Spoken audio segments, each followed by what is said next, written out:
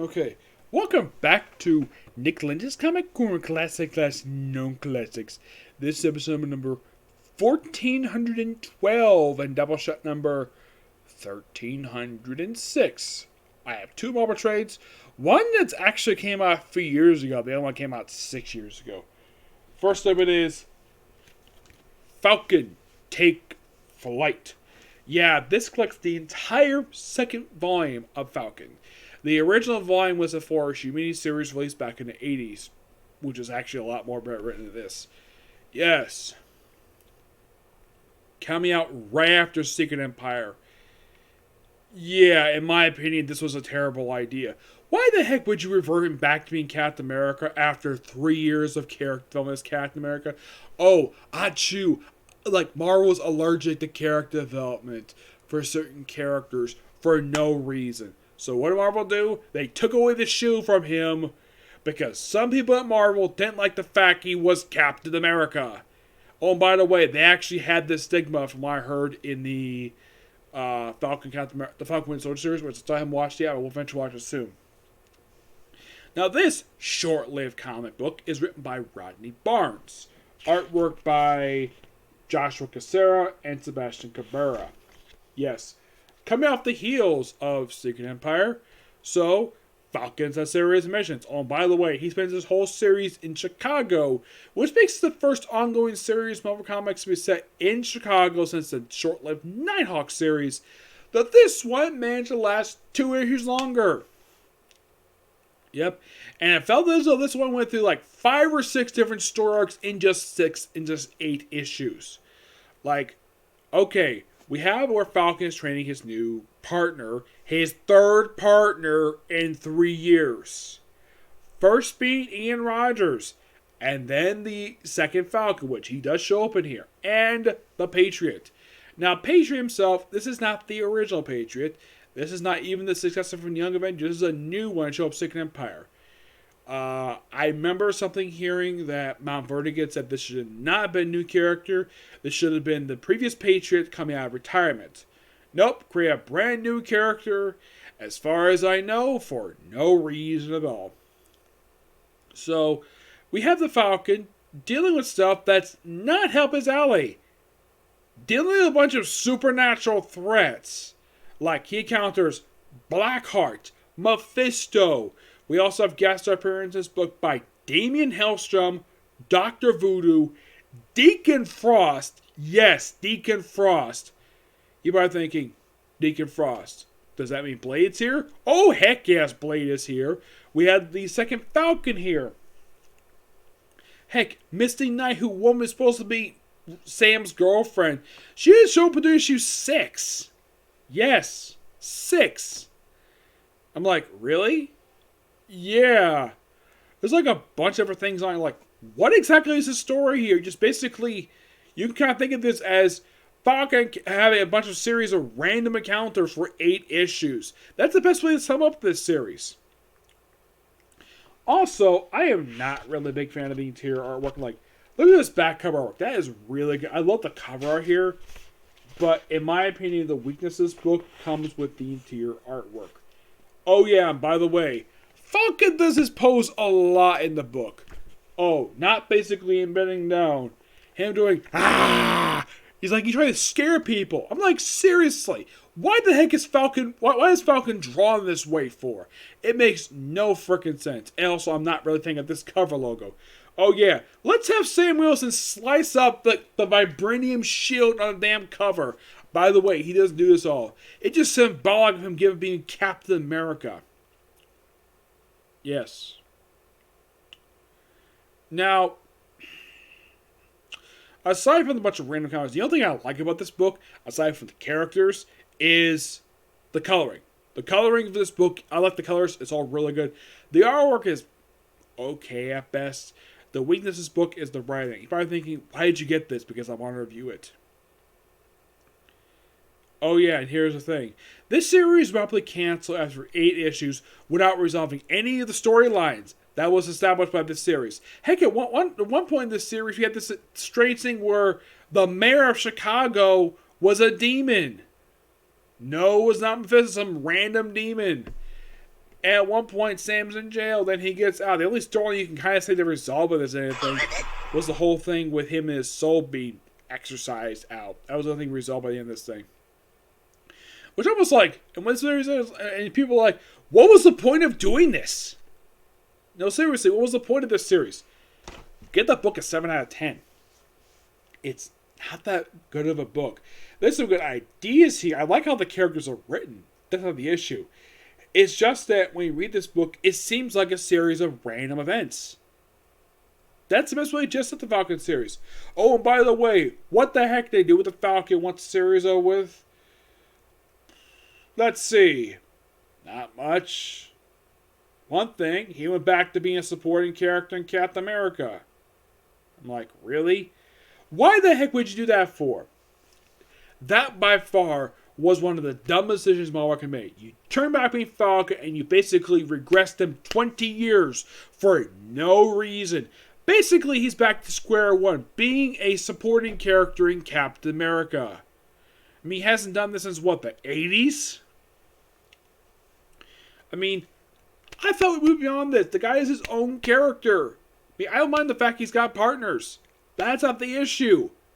I mean, he's the veteran hero. Why in the world does he act like the junior hero to Captain America?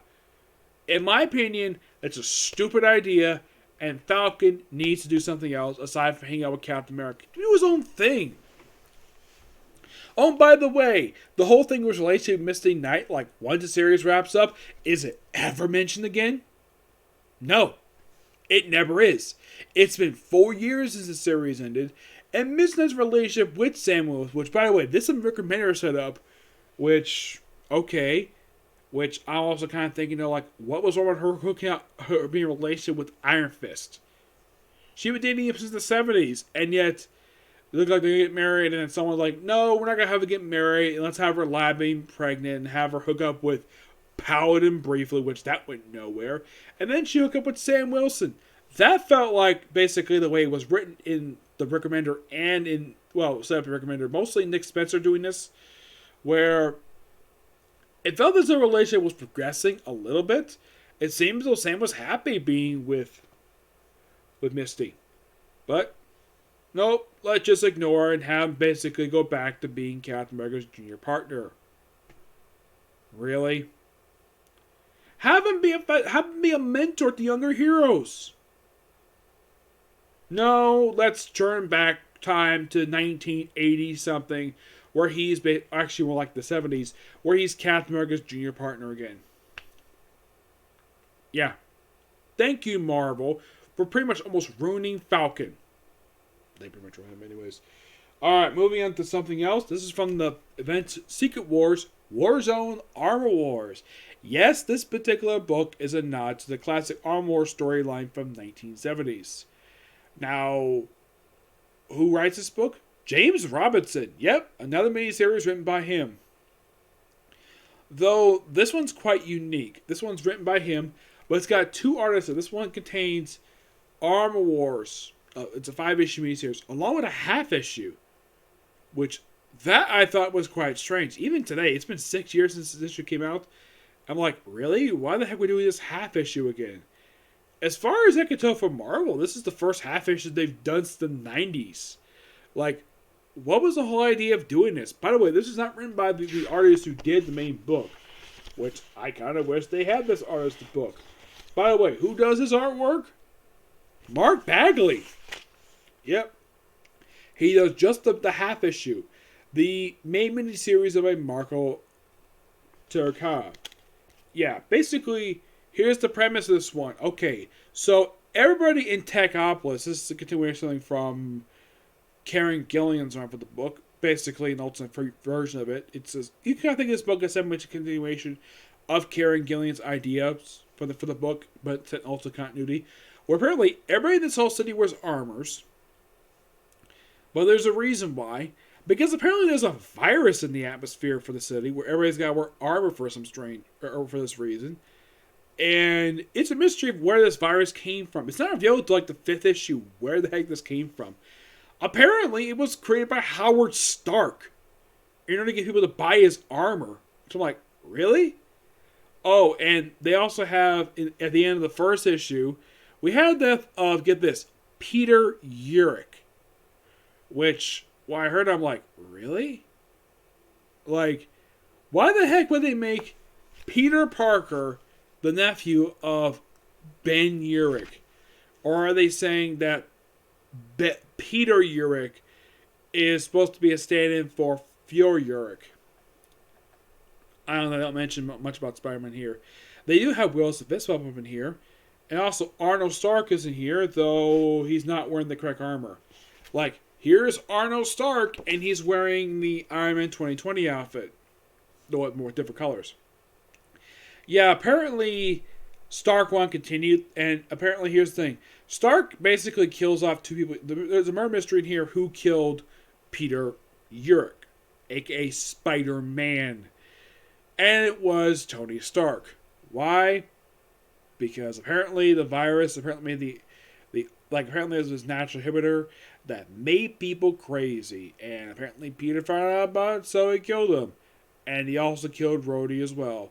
And thanks to a woman named Kyrie, who is basically the main character of the series, she pretty much overpowers Tony Stark and his brother Arno, beats the crap out of them in their giant basically their giant robots, and sends them packing via the Force. Yep. This actually is not that bad of a miniseries. Not at all. It's by far the only time that James Robinson... It's probably the first time James Robinson has written Iron Man, something related to Iron Man, since the 90s. Yeah. It's actually just a not bad book. We get this book roughly 9 out of 10. It's actually pretty good. Yep, still plenty more to tell. Stories to basically review for Secret Wars. Yep. Oh, and with this book... Excuse me, there are technically 3 trades left for James Robinson's time for Marvel. There is... 1 trade left for Fantastic Four, and 2 trades left for Squadron Supreme, and that's it for James Robinson's time for Marvel. Yeah, it's something, though, where I pretty much read almost everything for the guy. I mean, all those books are pretty good. This book was actually kind of fun, got an interesting story with it. But here's the thing, like, I kind of felt as though that with this one, that the problem with this book was, we knew there was somebody outside of the armor in any of the issues. Like, are they trapped in this armor?